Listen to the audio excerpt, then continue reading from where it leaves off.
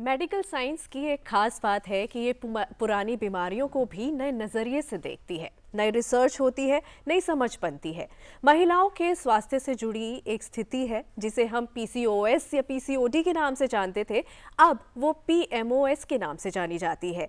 आज हम पीओएमओएस के लिए ही अपनी समझ बढ़ाएंगे, अपनी जानकारी बढ़ाएंगे, जिसके लिए आइए स्वागत करते हैं डॉक्टर रीता माही का। नमस्कार, आपका स्वागत है। आप है गायनेकोलॉजी एम्स से जी, और साथ ही इस पीएमओएस से जुड़ी साइकोलॉजिकल एस्पेक्ट्स पर चर्चा के लिए स्वागत कीजिए आराधना गंभीर जी का। नमस्कार। आप एक साइकोलॉजिस्ट हैं। तो डॉक्टर रीता, आपसे शुरू करते हैं। पहले हमने कहा पीसीओडी, पॉलीसिस्टिक ओवेरियन डिजीज, फिर हमने कहा डिजीज नहीं है, फिर हमने कर दिया पीसीओएस, पॉलीसिस्टिक ओवेरियन सिंड्रोम, और अब ये नया नामकरण पीएमओएस, जहां पर सिस्ट वर्ड हट गया, पॉली एंडोक्राइन हो गया, मेटाबॉलिक और जोड़ दिया, poly endocrine metabolic ovarian syndrome. ये नामकरण क्यों चेंज किया? एक्चुअली ये है, अगर हम पीसीओएस या पीसीओडी सोचें, ऐसे लोगों को लगता था कि ये शायद एक डिजीज़ है, तो डिजीज़ को हटा के उन्होंने सिंड्रोम कर दिया कि ठीक है ये सिंड्रोम है, कोई ऐसी बीमारी नहीं है। लेकिन अगर हम पॉलीसिस्टिक ओवरी सिंड्रोम देखें, उनमें ऐसा लग रहा है कि ओवरी में सिस्ट बन गई है।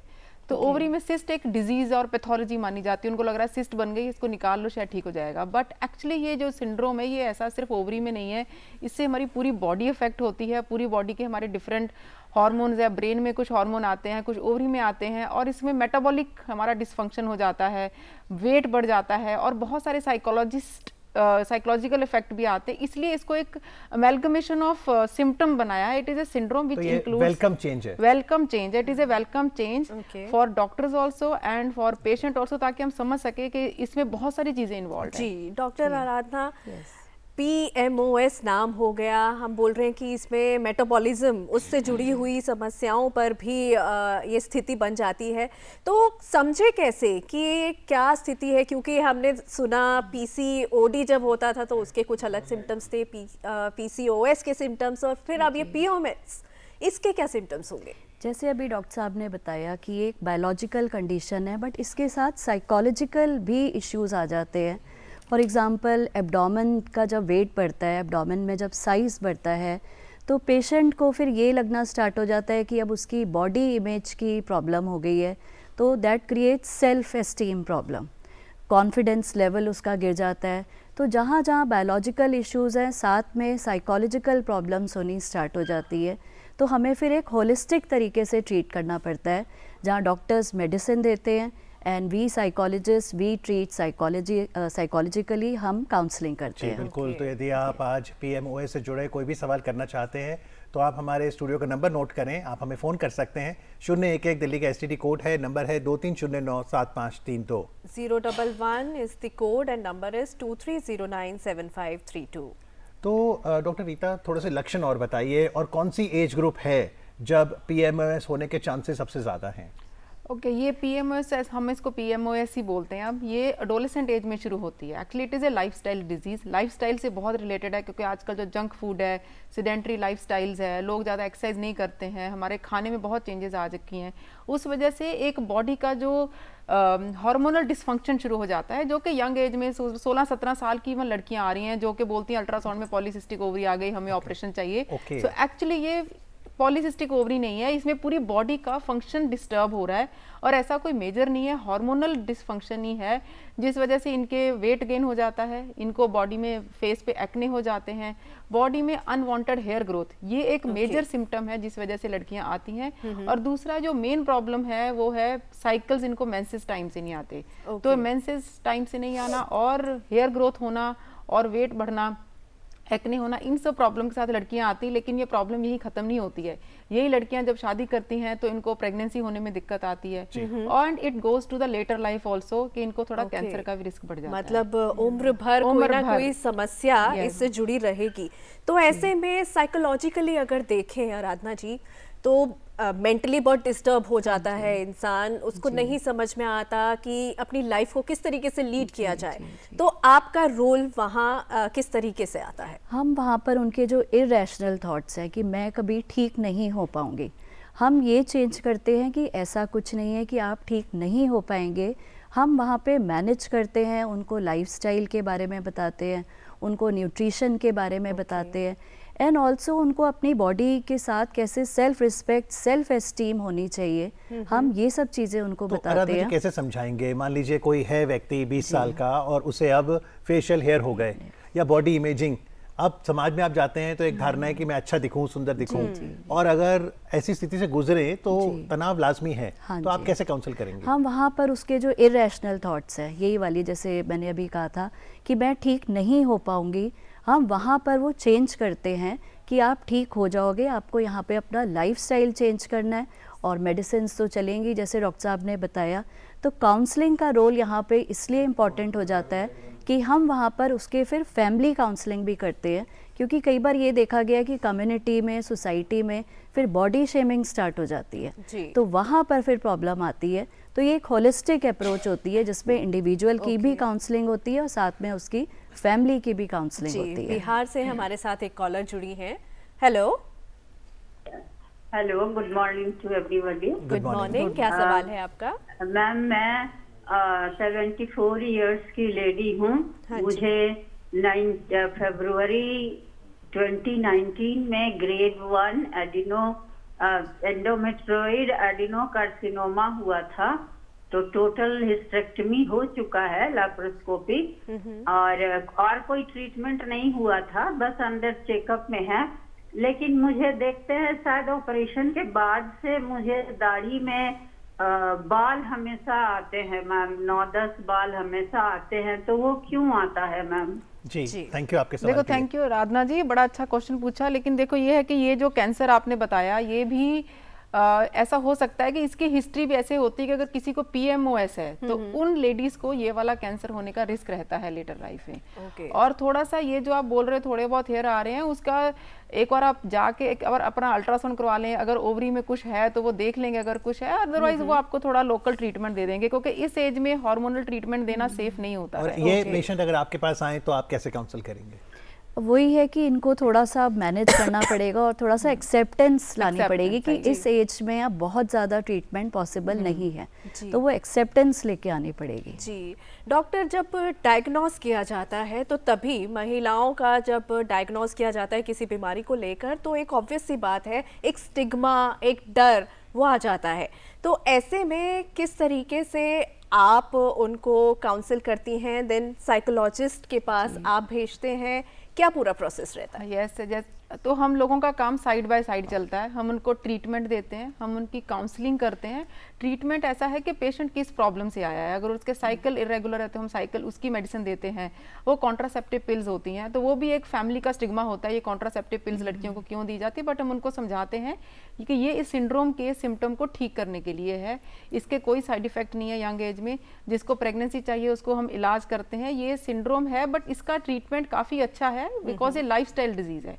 तो lifestyle counselling, symptoms related treatment और साथ में साइकोलॉजिकल सपोर्ट तो पेशेंट को भी और फैमिली को। तो डॉक्टर रीता, जैसे महिलाओं में माना जाता है कि अच्छे स्वास्थ्य का संकेत है रेगुलर पीरियड्स। अगर कोई महिला आपके पास आई और वो कहती है मुझे मेंसेस नहीं आ रहे, और कई बार घबराहट भी हो जाती है उसको लेकर, तो अगर मेंसेस समय पे ना आए, इसका शरीर पर क्या असर पड़ सकता है? इसका शरीर पर तो ऐसे थोड़ा सा हार्मोनल इम्बैलेंस होता है, बट मेनली जो साइकोलॉजी इफेक्ट होती है, वो बोलते हैं कि मैं फेमिनाइन, मेरे को फीमेल वाली फीलिंग नहीं आ रही है। तो ये जो उससे बॉडी शेमिंग तो होती ही है, बट एक अंदर साइकोलॉजिकली वो इस चीज़ को एक्सेप्ट नहीं कर पाती, क्योंकि सोशल स्टिग्मा है कि एक रेगुलर मेंसेस आना एक बॉडी का इम्पोर्टेंट कंपोनेंट माना जाता है। जी, तो इसी वजह से फिर उनको प्रेगनेंसी होने में भी दिक्कत होती है। आप कैसे गाइड करेंगे अगर कोई कहे मुझे मेंसेस समय पे नहीं आ रहे? फिर जी, मेडिसिन्स चलेंगी और साथ में उसको ये भी बोला जाएगा कि ये एक लाइफ का एस्पेक्ट है, ये पूरी लाइफ नहीं है आपकी, और एक ये टेम्परेरी प्रॉब्लम हो सकती है और इससे हम फिर लड़ सकते हैं, इससे हम कोप कर सकते हैं। यहाँ पर एक बहुत इम्पॉर्टेंट रोल हो जाता है, स्पेशली अगर देखें तो मदर्स का, और अगर वो मैरिड है लड़की तो फिर उसके हस्बैंड, उसके इन-लॉज, तो क्या आप उनकी भी काउंसिल करते हैं? किस तरीके से, क्या पूरी फैमिली काउंसिल सेटअप की जाती है? पहले तो जो वो पर्सन है उसकी काउंसलिंग होती है, जो क्लाइंट है, पेशेंट है, उसके बाद जब ज़रूरत पड़ती है तो उसकी फैमिली को भी बुलाया जाता है, और फैमिली काउंसलिंग भी इन केसेस में तो काफ़ी इम्पॉर्टेंट होती है। फैमिली से क्या पूछेंगे आप, क्या बताएंगे उन्हें? फैमिली में यही कहा जाता है कि एक तो बॉडी शेमिंग ना हो और उस पर्सन को ब्लेम ना दिया जाए, क्योंकि कई बार हमने देखा है फैमिलीज़ में ये कहा जाता है तुमने ऐसा करा तो ऐसे हो गया, और तुमने अपना ध्यान नहीं दिया, तुमने खाना नहीं खाया। तो ये सब चीज़ें समझाई जाती हैं कि ऐसे कोई इसका कोई पर्टिकुलर रीज़न नहीं है, और यहाँ पर एक पूरा होलिस्टिक प्रॉब्लम होती है। आपको लगता है अगर फैमिली इस तरह के डायलॉग्स कहेगी जो कि नहीं कहने चाहिए, और महिला को तनाव बढ़ेगा, तनाव से फिर PMOS की स्थिति और बिगड़ेगी और बढ़ जाएगी। ये एक विशियस साइकिल है कि जिस कारण से PMOS हुआ है, उसके बाद उसी से स्ट्रेस हुआ, और उसके बाद उसके सिम्टम्स और बढ़ जाते हैं। तो वो स्ट्रेस हार्मोन्स हाँ और जी, बढ़ जाएंगे जी, आपके। जी। जी डॉक्टर, स्पेशली मैं अभी पूछना चाहूँगी उन फीमेल्स के बारे में जो मैरिड है और वो अपनी फैमिली आगे बढ़ाना चाहती हैं, लेकिन जब उन्हें PMOS डायग्नोस होता है तो एक धक्का तो लगता है उस समय, और फिर फैमिली सपोर्ट हो चाहे ना हो, ऐसे में किस तरीके से पूरा प्रोसीजर चलता है, और क्या इनफर्टिलिटी होना इसमें होता ही है, ये कंफर्म्ड है, या उसको भी दूर किया जा सकता है? इनफर्टिलिटी होता है इन लोगों को, थोड़ा प्रेगनेंसी ट्राई करते हैं तो इनको थोड़ा मुश्किल आती है क्योंकि इनका एग रिलीज नहीं हो रहा है। इनकी प्रॉब्लम हो रही है कि वो ट्रैक नहीं कर पाते ओवुलेशन के कब प्रेगनेंसी के लिए ट्राई करना है। तो आजकल बहुत साइंस एडवांस हो गई इस चीज़ में, ये ट्रीटमेंट इजीली अवेलेबल है और आराम से हो जाता है। हम मेडिसिन देते हैं, इसकी कोई सर्जरी नहीं होती है। पहले हम सारे टेस्ट करते हैं देखने के लिए कि इनका मेटाबॉलिक डिसफंक्शन कितना है, इंसुलिन बॉडी में कितना खराब है, हार्मोन्स कितने खराब हैं, ओवरी कैसी है, उस हिसाब से हम इनको कंबाइंड ट्रीटमेंट देते हैं, मेडिसिन देते हैं जिस वजह से इनकी एग फॉर्मेशन ठीक हो जाती है, बनने लग जाती है, तो इनको प्रेगनेंसी तो का चांस बढ़ अगर एक जाता बार है। किसी का ट्रीटमेंट हुआ और मान लीजिए वो क्योर हो गया और उसने कंसीव भी कर लिया, तो क्या ऐसे चांसेस हैं कि अगली बार दोबारा ये अकर कर सकता है PMOS और फिर इनफर्टिलिटी टारगेट कर सकती है? हो सकता है। ये है कि PMOS एक ऐसी डिजीज है जो एज जैसे जैसे बढ़ती है ये ठीक होती है, ये बाकी बीमारियों से उल्टी है। बाकी सारी बीमारियों का रिस्क बढ़ता है एज के साथ, इसका ये जो सिवियरिटी होती है कम होती है क्योंकि बॉडी जो हार्मोन ज्यादा बना रही है वो धीरे धीरे एज लेडी की बढ़ती है तो वो कम हो जाते हैं। तो PMOS एक ऐसी चीज है, अगर पेशेंट अपना लाइफस्टाइल मॉडिफिकेशन रखे, वेट कंट्रोल रखे, हेल्दी लाइफस्टाइल रखे, स्ट्रेस ना हो, तो ये धीरे धीरे ठीक हो जाती है।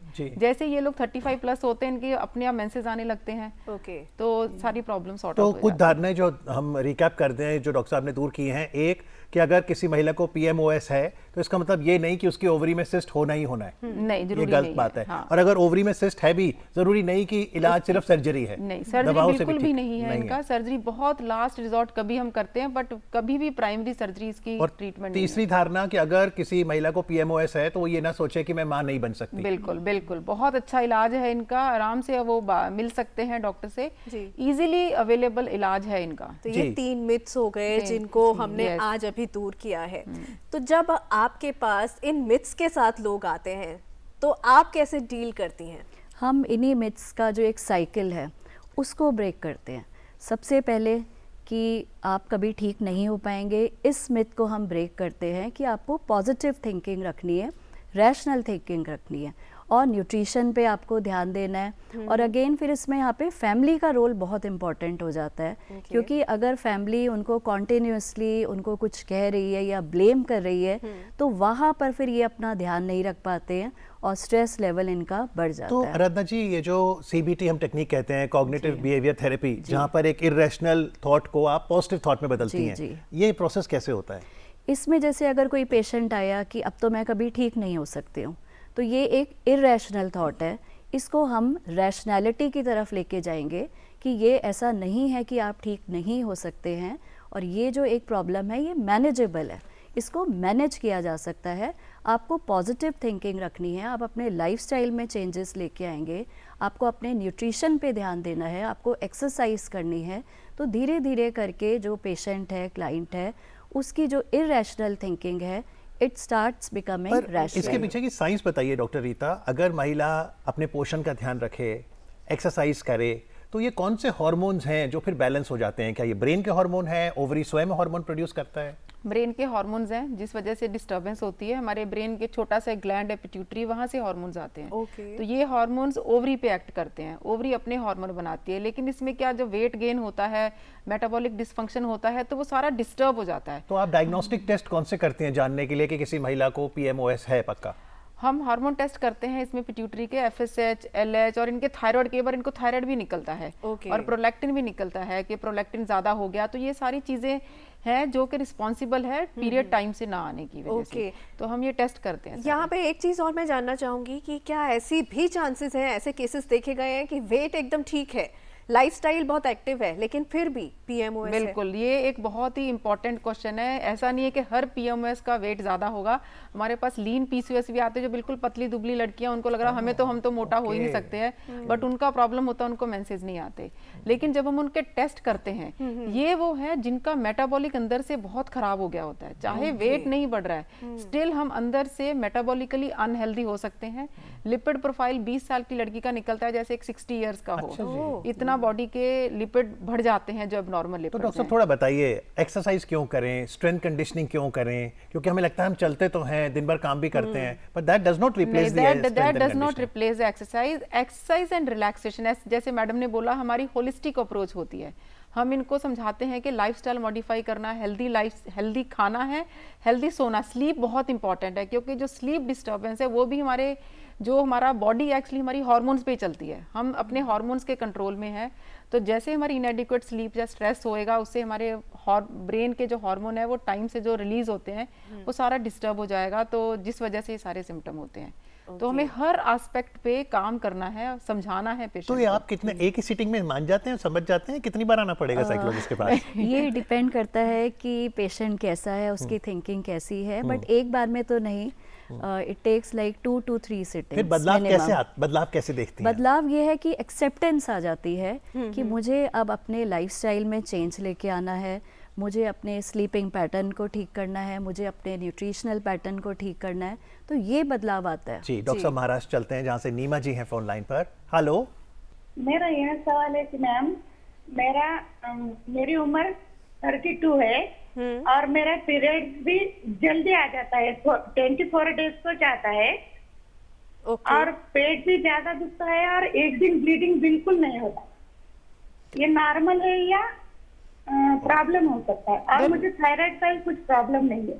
ओके, हाँ नीमा जी, अच्छा सही क्वेश्चन है आपका, लेकिन ये है कि देखना पड़ेगा कि जो साइकिल, इवन PMOS में भी 5 से 10% लोगों को मेंसेस जल्दी आते हैं। ये भी एक ऐसा है, 90% के लेट होते हैं, बट कुछ कम है जिनका, क्योंकि हार्मोनल डिस्टर्बेंस है, जो भी बॉडी में हार्मोन खराब आ रहा है उस वजह से पीरियड इरेगुलर है, टाइम से नहीं आ रहा है, बिकॉज एग फॉर्म नहीं हो रहा है ठीक से।